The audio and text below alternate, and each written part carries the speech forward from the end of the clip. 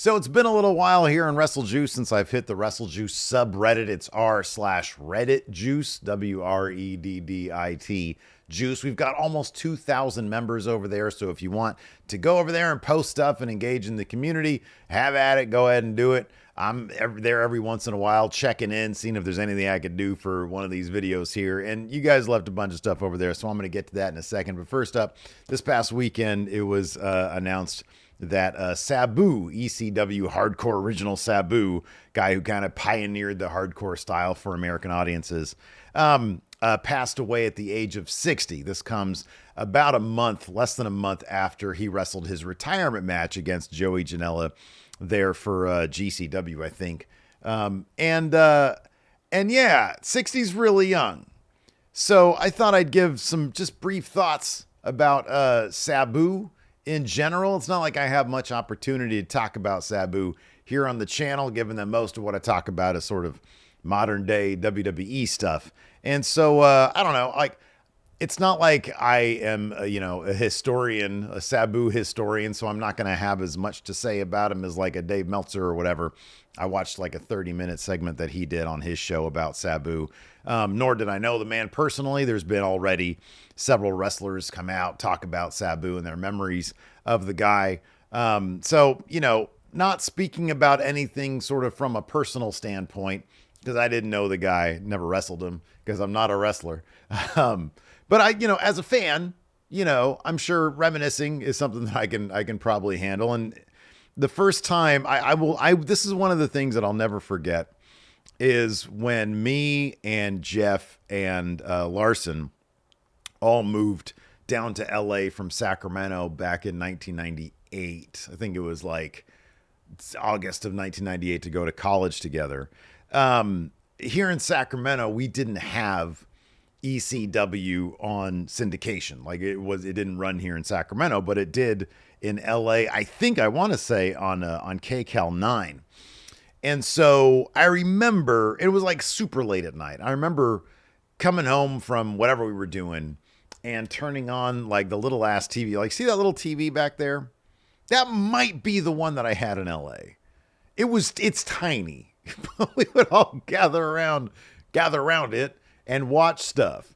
And so, one night we turned it on. I think we just sort of randomly came across ECW, and it would have been, late summer of 98, and Rob Van Dam and Sabu, one of their tag team matches was one of the first things that I had ever seen. It was like the first thing I think that was on when we happened to turn it on, and immediately it looked like the coolest thing I'd ever seen with pro wrestling. I was pretty new to watching pro wrestling at the time. I think I started watching in like late 97 is when I started. So I was only watching wrestling for like a year or so, and I was mainly watching WCW. And at that point, like, I think we had pretty much switched our allegiances over to WWF.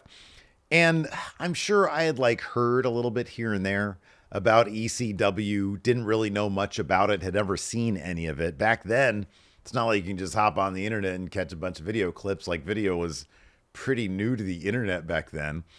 And so this was the first time, and there is something special about it. There is something special about like having a communal experience of three people sitting around a little tiny TV that looks like that, as opposed to, just online people sharing, oh, you got to check out this spot, you got to check out this match, and it's just widely available. So we gathered around, we watched it, and it was like, whoa, they don't have like any rules in this particular promotion. It's just like chairs and all sorts of crazy shit, and Rob Van Dam bouncing from one end to the other. And I was always a Rob Van Dam guy, and I love Sabu because like everything he did looked like it hurt really bad. Like he would just be doing all sorts of shit. Like it was him and barbed wire always, sort of seemingly like a tandem. And so, yeah, I don't know. I thought it was really cool. And then, you see eventually years later when WWE buys ECW and he gets in there and he has that match with Rey Mysterio. It's like, okay, cool. There's some validation in what he was doing because WWE decided to put him on pay-per-view. I hate saying it that way, but that was kind of how it felt at the time. And yeah, it's, and you read the short amount of controversy with him and certain tweets that he put out there, and it's like, yeah, okay, well, I don't know. Looking at this guy, that kind of tracks, I guess. But barring that, as a performer, I was always a fan of Sabu. I always thought he was really cool. I thought he did really neat stuff. And a lot of the shit just looked like it was really painful. So 60 is way too young.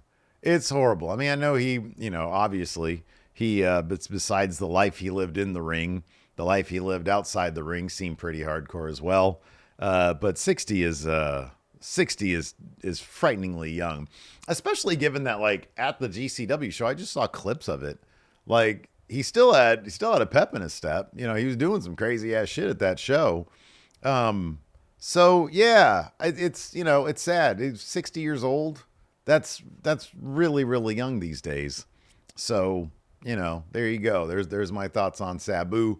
Why don't we go hit the Reddit juice and see what's going on over there? All right, I posted this one over to the Reddit juice because I wanted to get some thoughts on this, because somebody over the WWE subreddit posted this. Why wasn't this done on SmackDown? And I've seen this sentiment quite a bit, whether it's in our community or on social media, on the Twitters or whatever, which I'm kind of back there at Steven Larson. I don't really do much over there. I just sort of peep around Twitter for conversations about pro wrestling, and inevitably I get a bunch of shit I don't want to see. But anyways, I've seen this sentiment online. Why don't they do these things? So, like, ever since Triple H took over, he's had kind of an initiative where he will go for these viral moments in places that, maybe are not traditional. Instead of putting this on SmackDown, for example. And as one of the people here in the comments, the Don Dante says, get back over here. Why waste an appearance to do this when it could be done in the post show? So you're not wasting a John Cena appearance. You could do a major story beat on the post show. Practically speaking, that's actually a really good point. Paper Gino here says to get you to watch the post show to show things happen there. And then Zach Artie says Triple H likes to move stories along in different environments, trusting the audience to at least hear about it. I never watch a post show, but established that Triple H thinks they're important. They recap it all on SmackDown. That's the thing. They always recap this stuff.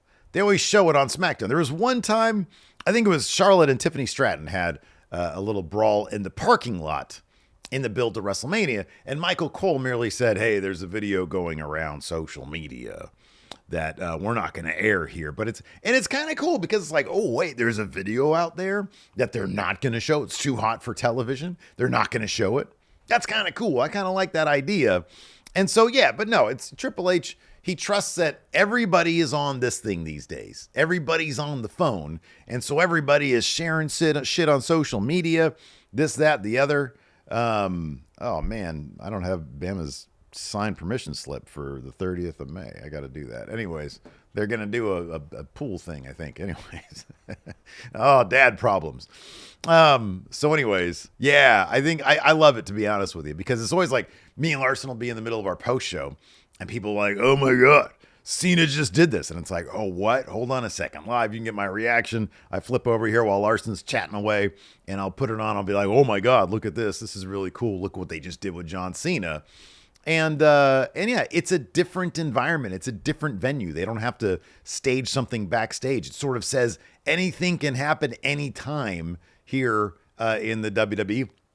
AEW has done like brawls at autograph signings or conventions or panels or whatever that they'll maybe reference a little bit on television. But I like that WWE thinking a little bit outside the box. Hey, we have all these different forms of content. Why not establish that shit happens outside of television? It's always weird to me when they'll do an angle on television, making it seem like nobody has talked to the other. Like they'll show up on SmackDown after something dramatic happens a week earlier and they'll be like, hey, they'll be acting like they have not talked, even though it's like really probably unlikely that people wouldn't have just been texting. That's why I like the idea that WWE wrestlers are all severanced. Okay, Advance says he's got a medium warm take, or they have a medium warm take. Says, does anybody think the programming in 2K25 may be foreshadowing any program changes in the product? We now have full intergender matches in the game. I think I've seen Candice LeRae kick more men's asses than women over her career. Could we see her beat up Tozawa? It seemed like they were going to go with Rhea Ripley versus Dom at some point. It seemed like it would make sense, and it wouldn't shock me if it turned out that they were thinking about it and then just didn't do it. This is what Sergeant Politeness here says. I was almost sure the Rhea Liv stuff was headed towards a match of some sort between Rhea and Dom, with Dom getting battered by her. So here's the thing about that is, look, man, maybe I'm just old. I don't know. I'm so used, because back in the day, like on No Mercy, right? For the N64, they had intergender wrestling. You could just, I'm sure the games after that, but that was like the last big one that I played until like the 2K series, or no, right before the 2K series, like WWE 12, I think, maybe 10, I don't know. In any event, they had intergender wrestling. Didn't think it was a big deal. But now that it's been gone for so long, and they've like incorporated into like My Rise, it's like, oh, hey, dude, Steve Thunder is going to come out and he's going to fight. I forget who it was, but they sent somebody out for me to beat up. And I was like, I don't want to do that. I don't want to do an intergender match. Like, look, to those who are into intergender matches, and I get it, it's like, oh, it's like a movie. You can, you have Tomb Raider. Angelina Jolie has beat up plenty of dudes before. And I get it. And I understand the point of view. I don't think they're offensive or anything, but it's just, I don't know. I'm just not into it. Call me old fashioned. I don't know. It's like, if it's your thing, that's great. But yeah, I think Rhea versus Dom would have been really cool. I think that would have been really, really cool. I think there are certain situations where it's like, okay, like Nia Jax taking that RKO from Randy Orton. Oh, what a cool moment. She's a big, dominating performer. And for her to come out during the men's rumble, I think it was, and try to, flex on the dudes. That was a pretty cool moment. But as like a regular thing in pro wrestling, I don't know, man. I don't know if I'd be too into it. I think every once in a while, when you flirt with a little bit, that's good enough. Don't need to see a whole ton of it. But no, I think that 2K25, man, they have to plan that stuff out so far in advance. It just ends up being kind of like happy coincidence when their programming or whatever ends up aligning with something WWE is doing. This is very exciting here. East Ad 6539 says that there is an entire Wolfpac playlist, or no, like a Wolfpac compilation, I should say, on the WWE Vault. He says, as we all know, Steve's love for the Wolfpac WWE Vault just dropped this gem. And I had forgotten, stop it, don't show it. I had forgotten that Kurt Hennig was originally in the Wolfpac. I did not have that. I did not know that information. And that is, Kurt Hennig joins the Wolfpac. I don't remember that happening. Did I not watch that week? Because he didn't last very long. He ended up going to Hollywood to the Hollywood shit. But like they debuted their theme on Thunder, which I hadn't known either, which is pretty cool because it's like the best theme in the history of pro wrestling. It's pretty cool. But yeah, I might check this out on my Twitch channel because you can't do a live stream of that on YouTube. Twitch, you can fucking watch anything over there as long as there's no nipples in it. All right, what is this here? N. Banditelli says the erosion of kayfabe. Kayfabe died in the courts and in the news, then in other forms of entertainment, like wrestlers breaking character on late night shows and social media. A few years ago, wrestlers started dipping in and out of character in the press conferences after premium live events. Now from ringside, Michael Cole is promoting WWE Unreal, where we can see inside the writer's room. Will we get to a point where WWE talent is breaking kayfabe as part of the storyline or in ring? How do we feel about the erosion of kayfabe inside the WWE universe? You know what, man? I'm fine with it. And here's the thing. I don't think that kayfabe has to be a hard and fast rule in terms of like, hey, what can you address in the ring as it relates to like real life? I think there is a creative way to do that kind of stuff, and there's a lazy way to do that kind of stuff, and there's a way to do it where it just sort of becomes not effective anymore. Like Vince Russo seemed to, especially in his WCW run, he was just destroying that shit all over the place to the point where it was like, okay, dude, I get it. You're breaking kayfabe. You're trying to, everything's a work shoot. And it just sort of gets like boring. And it's like, okay, at a certain point, you can't rely on that exclusively to tell your stories. But if there are things they can do that just sort of makes it, a little bit more interesting. I got that. That's kind of cool. Then I'm down with it. You know, I like it, but you can't. I like the idea. I think Triple H had an interview in the build to WrestleMania. It was the one he did with Peter Rosenberg, where he was like, I don't mind pulling back the curtain after something's done. I don't like spoilers, essentially. And that's when he was talking shit about like dirt sheets or whatever. He called them critics, but he meant dirt sheets. And I love that. I think it's like, yeah, dude, let's see what happens. Let's see how this stuff happens. Let's see how it may. I will guarantee you by the end of John Cena's run in WWE, or shortly after, they are filming everything that happens. And so, yes, it'll be produced by WWE, so it'll be WWE narrative, but we'll get maybe some reflection in a docuseries similar to The Undertaker's for John Cena's last year. They'll probably do like a 6 or 10 episode docuseries based on that, because I think there's going to be a lot of material for that, including what happened to that Mania Night 2 main event. I think that's going to be very interesting to hear John Cena speak, and I think he'll speak frankly about it. Have him speak on that kind of stuff. So I love it. Kayfabe should have probably died a long time ago, because the knock on pro wrestling has always been, oh, it's fake. That's why WWE has those shirts that says wrestling is real, which is ridiculous, because then it leads people to be like, what? Why wouldn't you consider it that? Why do you have to come out and say, oh no, wrestling is real? It's silly, because it's like, yeah, we know it's fake. It's fiction. It's narrative. It's like any other entertainment form. It's just the performances are live in front of an audience, more like theater.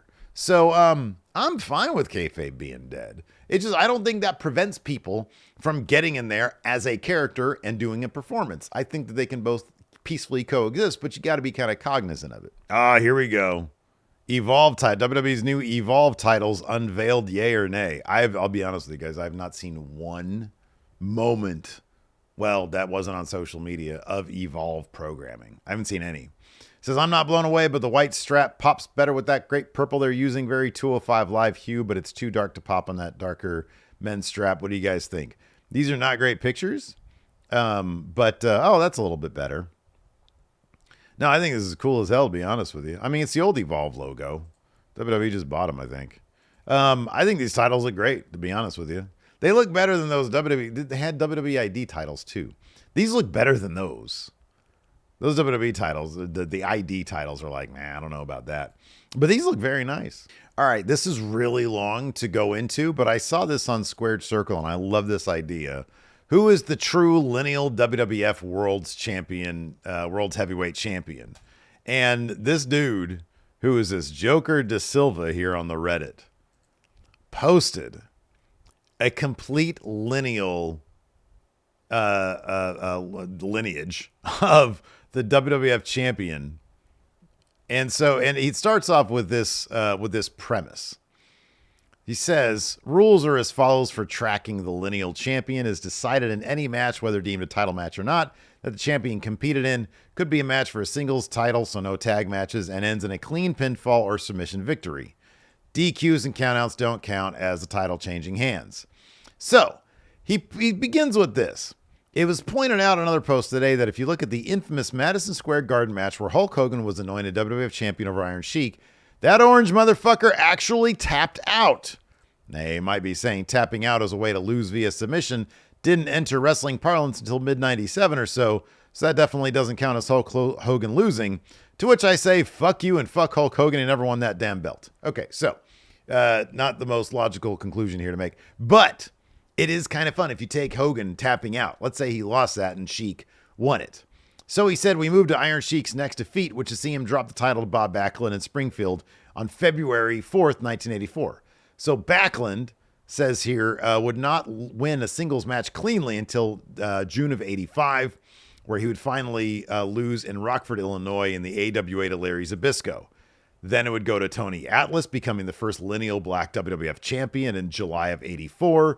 Bruiser Brody won the title. Then a month later, Jerry Blackwell defeated Brody in late 84. Kerry Von Erich becomes champion. It's this whole thing. I'm not going to go through the entire thing, and I'm not going to spoil who the eventual winner is or who the eventual last WWF champion is, but it's a pretty fun read, so you can check this out over at the Reddit Juice. Anyways, that's going to do it for this edition of Wrestle Juice. Thanks everybody for tuning in. I appreciate it. Share your Sabu memories in the comments below or anything you'd like to talk about as well. Just keep it civil. Till next time, see you guys around.